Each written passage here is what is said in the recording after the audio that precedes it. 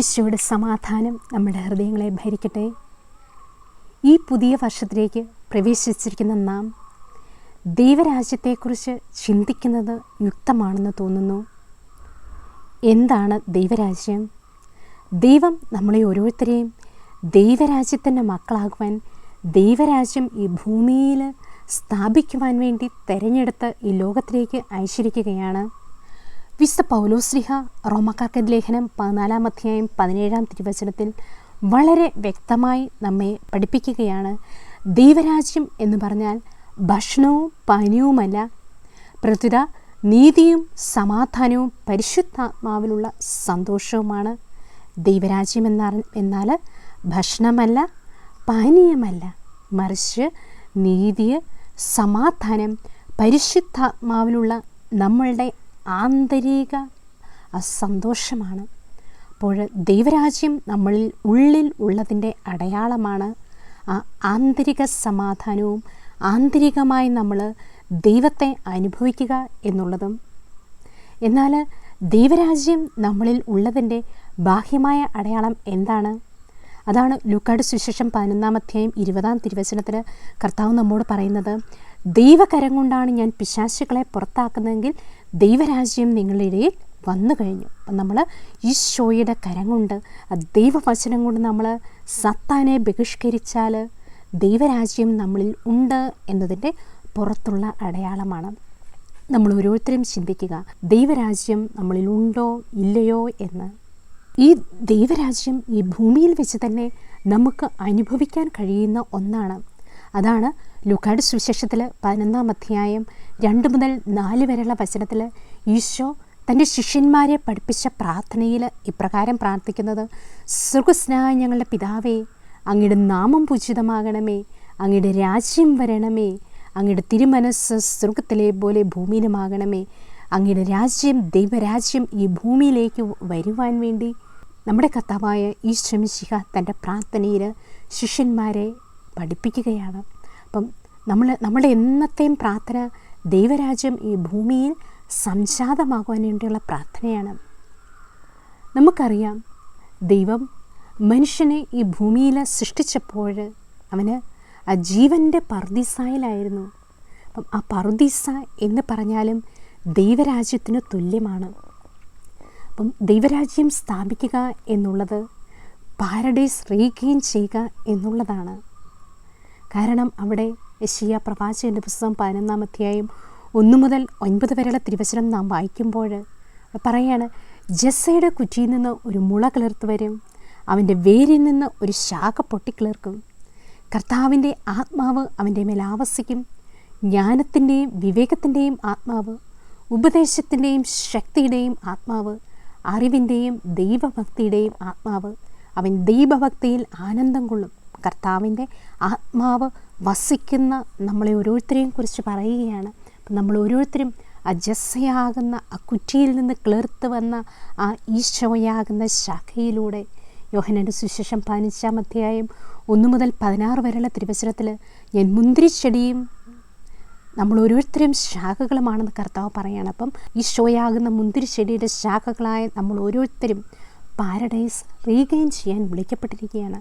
അവിടെ പറയുന്നുണ്ട് യെശയ്യാ പ്രവാചകൻ്റെ പുസ്തകത്തിൽ: നീതിയും വിശ്വസ്തതയും കൊണ്ട് അവൻ അരമുറുക്കും, ചെന്നായും ആട്ടിൻകുട്ടിയും ഒന്നിച്ചു വസിക്കും, പുള്ളിപ്പലി കോലാട്ടിൻകുട്ടിയോടുകൂടി കിടക്കും, പശുക്കിടാവും സിംഹക്കുട്ടിയും ഒരിടത്ത് മേയും, ഒരു ശിശു അവയെ നയിക്കും, പശുവും കരടിയും ഒരിടത്ത് മേയും, അവയുടെ കുട്ടികൾ ഒന്നിച്ചു കിടക്കും, സിംഹം കാളയെപ്പോലെ വൈക്കോൽ തിന്നും, മുല കുടിക്കുന്ന ശിശു സർപ്പപ്പോത്തിന് മുകളിൽ കളിക്കും, മുല കുടിയം മാറിയ കുട്ടി അണലയുടെ അളയിൽ കൈയിടും.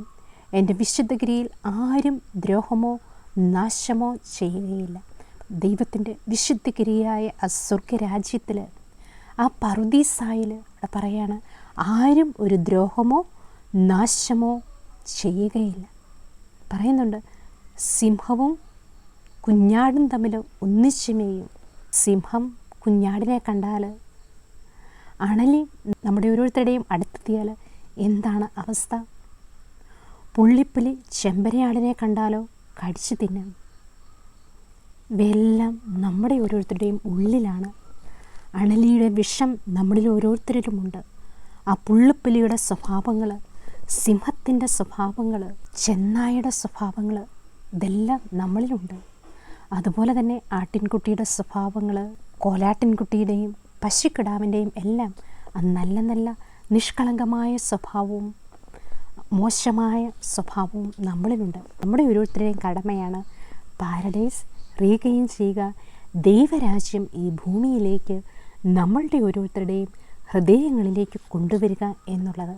ഈശോയുടെ മഹാജൂബിലിയിലേക്ക് പ്രവേശിച്ചിരിക്കുന്ന നാം ഓരോരുത്തരും ആ ദൈവരാജ്യത്തെ ഈ ഭൂമിയിൽ സ്ഥാപിതമാക്കുവാൻ കൊച്ചു കൊച്ചു ഉപകരണങ്ങളായിട്ട് നമുക്ക് ഓരോരുത്തർക്കും മാറാം. യെശയ്യാ പ്രവാചകനിലൂടെ പറയുന്നുണ്ട്, സമുദ്രം ജലം കൊണ്ടെന്ന പോലെ ഭൂമി കർത്താവിനെക്കുറിച്ചുള്ള ജ്ഞാനം കൊണ്ട് നിറയും. ഈ കർത്താവിനെക്കുറിച്ചുള്ള ജ്ഞാനം നമ്മളിൽ ഓരോരുത്തരിലും നിറഞ്ഞു നിന്നാൽ അവിടെ ദൈവരാജ്യം, സ്വർഗരാജ്യം സ്ഥാപിതമായി. പണ്ട് ഏസാവിനെ ഭയന്ന് വിറച്ച് ഓടിയ യാക്കോബ് കിടന്നുറങ്ങിയപ്പോൾ ഒരു സ്വപ്നം കാണുവാൻ ഇടയായി. ഉൽപ്പത്തി പുസ്തകം 28-ാം അധ്യായം 10 മുതൽ 21 വരെയുള്ള തിരുവചനത്തിൽ സ്വർഗത്തെയും ഭൂമിയെയും തമ്മിൽ ബന്ധിപ്പിക്കുന്ന ഒരു ഗോവണിപ്പടി കണ്ടു. അവിടെ ദൈവദൂതന്മാർ ഇറങ്ങിക്കയറുകയാണ് ചെയ്യുന്നത്. അവിടെ ആ യാക്കോബ് ഭയന്നുകൊണ്ട് പറയുകയാണ്, ഇത് ദൈവത്തിൻ്റെ കവാടമാണ്, സ്വർഗത്തിൻ്റെ കവാടം. അപ്പം നമ്മൾ ഓരോരുത്തരിലും സ്വർഗത്തിൻ്റെ കവാടങ്ങളാകാൻ വിളിക്കപ്പെട്ടവരാണ്. അപ്പം ഹൃദയത്തിൻ്റെ പരിശുദ്ധിയാണ്, ഈ ഹൃദയമാണ് നമ്മൾ ഓരോരുത്തരും വിശുദ്ധീകരിക്കപ്പെടേണ്ടത്. അതാണ് ഈശോ മർക്കോസിന്റെ സുവിശേഷം 4-ാം അധ്യായം 26 മുതൽ 29 വരെയുള്ള തിരുവചനത്തിലൂടെ വലിയൊരു രഹസ്യം നമ്മളോട് പറയുന്നത്. ദൈവരാജ്യം ഒരുവൻ വയലിൽ വിത്ത് വിതയ്ക്കുന്നതിന് സദൃശ്യമാണ്. ഇവിടെ പറയുകയാണ് മർക്കോസിന്റെ സുവിശേഷം 4-ാം അധ്യായം 26 മുതൽ 29 വരെയുള്ള തിരുവചനത്തിൽ, അവൻ പറഞ്ഞു, ദൈവരാജ്യം ഒരുവൻ ഭൂമിയിൽ വിത്ത് വിതയ്ക്കുന്നതിന് സദൃശ്യം. അവൻ രാവും പകലും ഉറങ്ങിയും ഉണർന്നും കഴിയുന്നു. അവൻ അറിയാതെ തന്നെ വിത്തുകൾ പൊട്ടിമുളച്ചു വളരുന്നു. പറയാണ് ദൈവരാജ്യം ഒരുവൻ ഭൂമിയിൽ വിത്ത് വിതയ്ക്കുന്നതിന് സദൃശ്യം. നമുക്കറിയാം, ഭൂമിയിലെ കർഷകർ വിത്ത് വിതച്ച് കഴിഞ്ഞാൽ, വെള്ളമൊഴിച്ച് എല്ലാം കൊടുത്തു കഴിഞ്ഞാൽ അത് നമ്മളറിയാതെ തന്നെ വളർന്ന് ഫലം പുറപ്പെടുവിക്കുന്നു. ഇതുപോലെ തന്നെയാണ് എന്താണ് ദൈവരാജ്യത്തിലെ വിത്ത്. ലൂക്കായുടെ സുവിശേഷം 8-ാം അധ്യായം 11-ാം തിരുവചനത്തിൽ പറയുന്നുണ്ട്, വിത്ത് ദൈവവചനമാണ്. അപ്പം വിത്ത് എന്താണ്? ദൈവവചനമാകുന്ന ആ വിത്ത് നമ്മളെ ഓരോരുത്തരുടെയും ഹൃദയത്തിലാണ് പതിക്കേണ്ടത്. ഈ കാലഘട്ടത്തിൽ നമുക്ക് ദൈവവചന പ്രഘോഷണത്തിലൂടെയും സോഷ്യൽ മീഡിയയിലൂടെയെല്ലാം അനേക ദൈവവചനങ്ങൾ നമുക്ക് ശ്രവിക്കാൻ ഇടയാകും. അതുപോലെ തന്നെ ഈ വിശുദ്ധ ഗ്രന്ഥം വായനയിലൂടെ, അനുദിന ദിവ്യബലിയിൽ പങ്കെടുക്കുന്നതിലൂടെ എല്ലാം നമുക്ക് ദൈവവചനത്തെ ഹൃദയത്തിൽ ശ്രവിക്കുവാൻ വേണ്ടി സാധിക്കുന്നു. ആ വിത്ത് നമ്മുടെ ഓരോരുത്തരുടെയും ഹൃദയത്തിൽ പൊട്ടിക്കിളർത്താലോ ദൈവരാജ്യം നമ്മളുടെ ഓരോരുത്തരിലുമാകും. ജെറമിയ പ്രവാചകന്റെ പുസ്തകം 4-ാം അധ്യായത്തിൽ 3-4 തിരുവചനത്തിൽ പറയുന്നത്, യൂദയായിലെയും ജെറുസലേമിലെയും നിവാസികളോട് കർത്താവ് അരുളി ചെയ്യുന്നു, നിങ്ങളുടെ തരിശു ഭൂമി ഉഴുതുമറിക്കുവിൻ, മുള്ളുകൾക്കിടയിൽ വിത്ത് വിതയ്ക്കരുത്. യൂദാ നിവാസികളെ, ജെറുസലേം പൗരന്മാരെ, കർത്താവിനായി നിങ്ങളെ തന്നെ പരിച്ഛേദന ചെയ്യുവിൻ, ഹൃദയ പരിച്ഛേദന സ്വീകരിക്കുവിൻ, അല്ലെങ്കിൽ നിങ്ങളുടെ ദുഷ്കൃത്യങ്ങൾ നിമിത്തം എൻ്റെ കോപം അഗ്നി പോലെ ജ്വലിക്കും, അത് ശമിപ്പിക്കാൻ ആർക്കും സാധിക്കില്ല. നമ്മുടെ ഹൃദയത്തെ ഉഴുതുമറിച്ച് ഏറ്റവും വിശുദ്ധമായിട്ട് നമ്മൾ കാത്തു സൂക്ഷിച്ച ശേഷം ദൈവവചനമാകുന്ന വിത്ത് അവിടെ വിതയ്ക്കപ്പെട്ടാലാണ് അത് ഫലം പുറപ്പെടുവിക്കുന്നത്. അതാണ് ലൂക്കായുടെ സുവിശേഷത്തിൽ 8-ാം അധ്യായത്തിൽ 10 മുതൽ 15 വരെയുള്ള തിരുവചനത്തിൽ ഇവിടെ 4 തരത്തിലുള്ള വിളനിലങ്ങളെക്കുറിച്ച് പറയുന്നുണ്ട്. നമ്മൾ ഓരോരുത്തരും ചിന്തിക്കുക, ഏത് വിളനിലത്തിൽപ്പെട്ടവരാണ് നമ്മൾ ഓരോരുത്തരുമെന്ന്. ഇവിടെ പറയുകയാണ് 8-ാം അധ്യായം 11-ാം തിരുവചനത്തിൽ പറയുന്നുണ്ട്, ഉപമ ഇതാണ്, വിത്ത് ദൈവവചനമാണ്. ചിലർ വചനം ശ്രവിച്ചെങ്കിലും അവർ വിശ്വസിക്കുകയോ രക്ഷപ്പെടുകയോ ചെയ്യാതിരിക്കാൻ വേണ്ടി പിശാച് വന്ന് അവരുടെ ഹൃദയങ്ങളിൽ നിന്ന് വചനം എടുത്തു കളയുന്നു. ഇവരാണ് വഴിയരികിൽ വീണ വിത്ത്. എവിടെയാണ് ആദ്യത്തെ വിളനിലം? വഴിയരികിൽ വീണ വിത്ത്.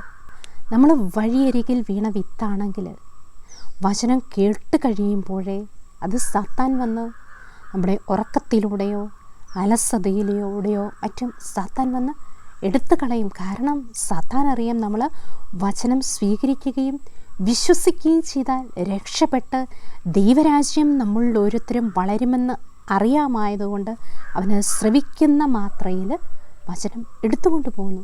ഇവരാണ് വഴിയരിയിൽ വീണത്. 13-ാം വചനത്തിൽ രണ്ടാമത്തെ വിളനിലത്തെക്കുറിച്ച് പറയുകയാണ്. പാറയിൽ വീണത് വചനം കേൾക്കുമ്പോൾ സന്തോഷത്തോടെ അത് സ്വീകരിക്കുന്നവരാണ്, എങ്കിലും അവർക്ക് വേരുകളില്ല. അവർ കുറേ നാളത്തേക്ക് വിശ്വസിക്കുന്നു, എന്നാൽ പ്രലോഭനങ്ങളുടെ സമയത്ത് അവർ വീണു പോകുന്നു. അപ്പം നമ്മൾ പാറയിൽ വീണ വിത്താണോ? അങ്ങനെയാണെങ്കിൽ നമുക്ക് വേരുകളില്ല. നമുക്കറിയാം പാറയിൽ വീണ ഒരു വിത്തിൻ്റെ അവസ്ഥ എന്താണ്.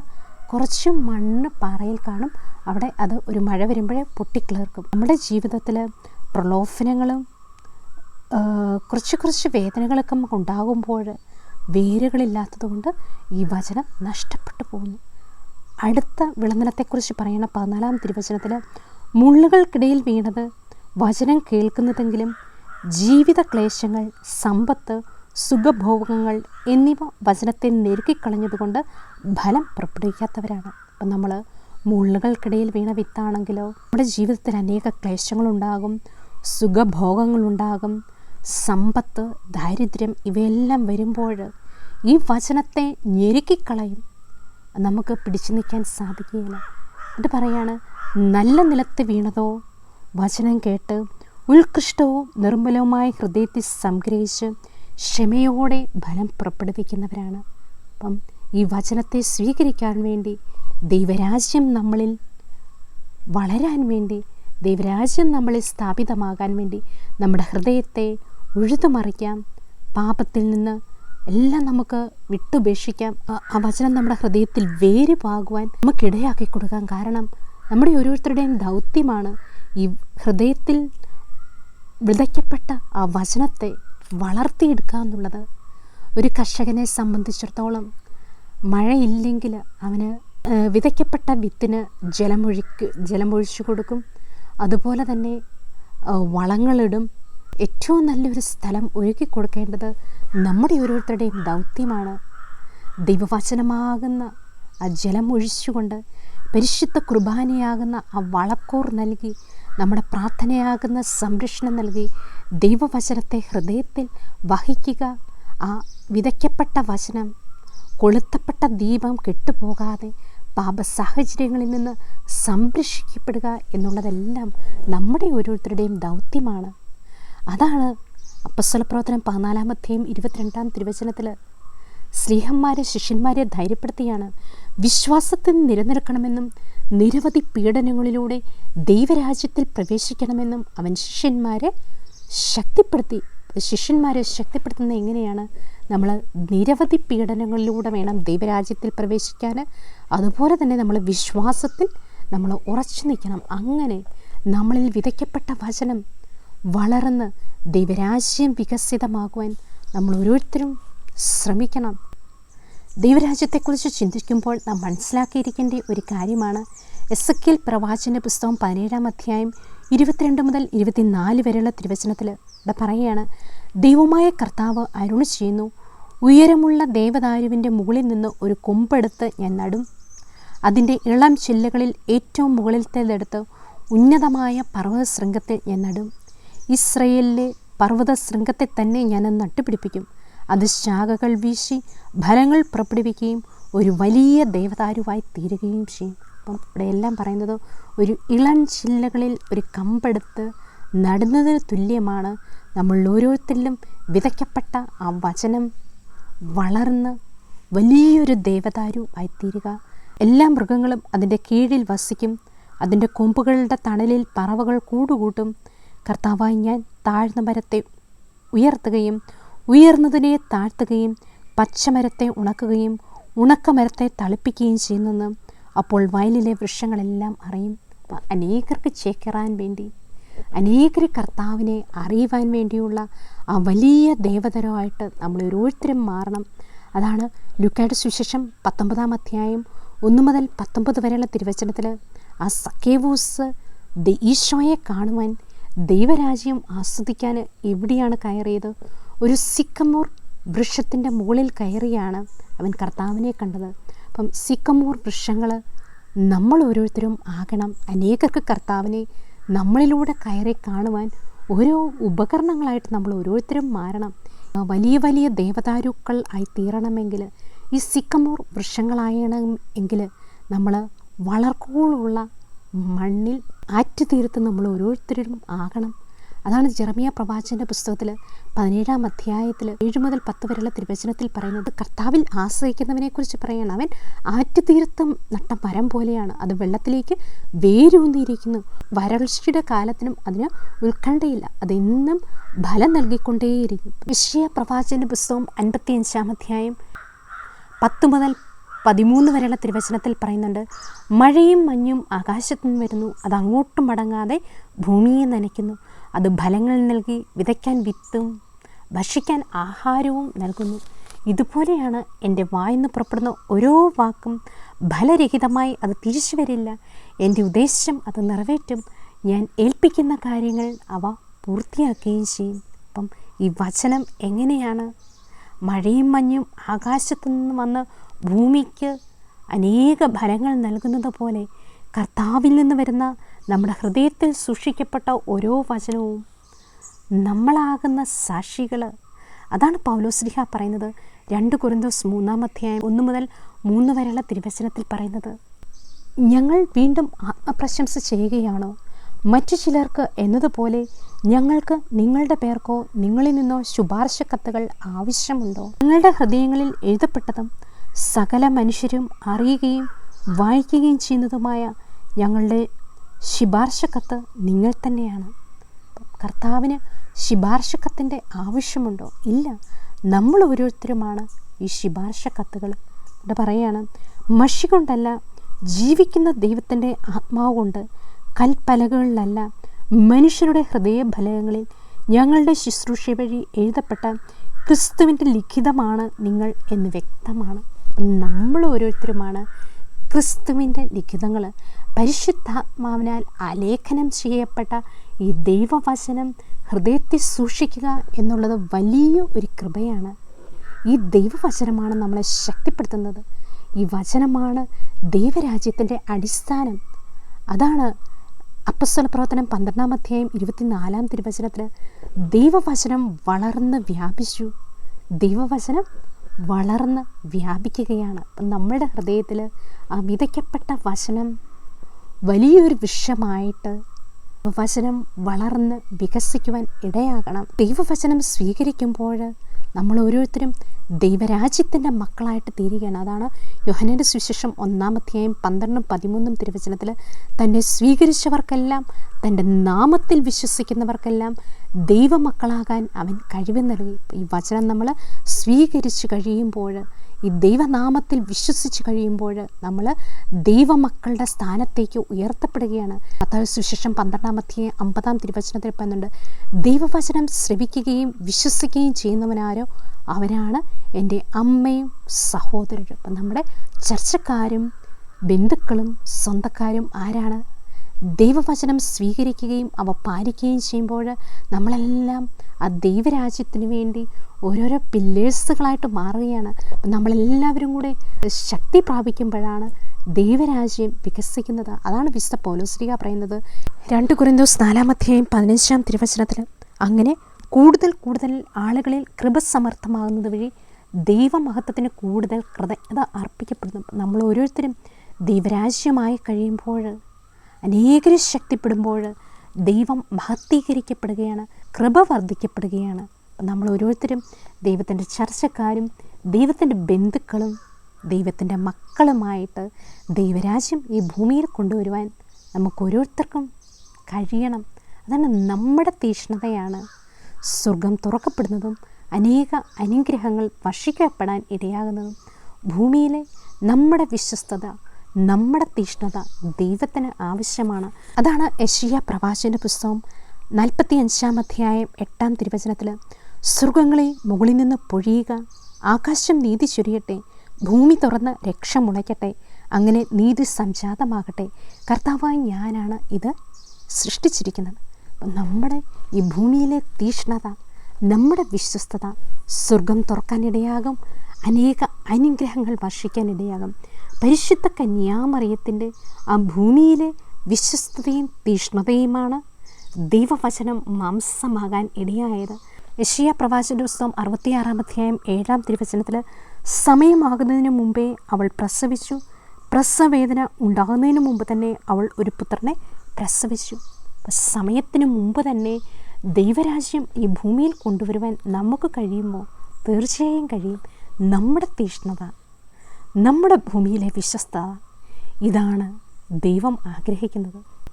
വെളിപാട് പുസ്തകം 21-ാം അധ്യായം 3-4 തിരുവചനത്തിൽ ഇതാ ദൈവത്തിൻ്റെ കൂടാരം മനുഷ്യരോട് കൂടെ, അവിടുത്തെ കൂടാരം മനുഷ്യരോട് കൂടെ പാർക്കുവാൻ അവിടുന്ന് ആഗ്രഹിക്കുന്നത്. അതാണ് ഈശോ എന്ന നാമത്തിൻ്റെ അർത്ഥം. ഇമ്മാനുവേൽ എന്ന് പറഞ്ഞാൽ ദൈവം നമ്മോടുകൂടി അർത്ഥമുള്ള ഇമ്മാനുവേൽ എന്ന് അവൻ വിളിക്കപ്പെടും എന്നാണ്. അപ്പം കർത്താവ് നിത്യം നമ്മോട് കൂടെ വാഴാൻ ആഗ്രഹിക്കുന്നു. ദൈവരാജ്യത്തിൻ്റെ കൊച്ചു കൊച്ചു ഉപകരണങ്ങളാകുവാൻ ദൈവം നമ്മളെ ഓരോരുത്തരെയും അനുഗ്രഹിക്കട്ടെ എന്ന് പ്രാർത്ഥിക്കുന്നു. അതിനായിട്ട് നമുക്ക് ഓരോരുത്തർക്കും പരിശ്രമിക്കാം. പരിശുദ്ധ കന്യാമറിയത്തിൻ്റെ അവിശ്വസ്തതയും തീഷ്ണതയും നമ്മൾ ഓരോരുത്തരിലും ഉണ്ടാകട്ടെ എന്ന് പ്രാർത്ഥിച്ചുകൊണ്ട് ഈശോ മിശിഹായുടെ വാഗ്ദാനങ്ങൾക്ക് ഞങ്ങൾ യോഗ്യരാകുവാൻ സർവേശ്വരൻ്റെ പരിശുദ്ധതയും മാതാവേ ഞങ്ങൾക്ക് വേണ്ടി അപേക്ഷിക്കണമേ. നിത്യം പിതാവും പുത്രനും പരിശുദ്ധാത്മാവിനും സ്തുതി. ആമേൻ.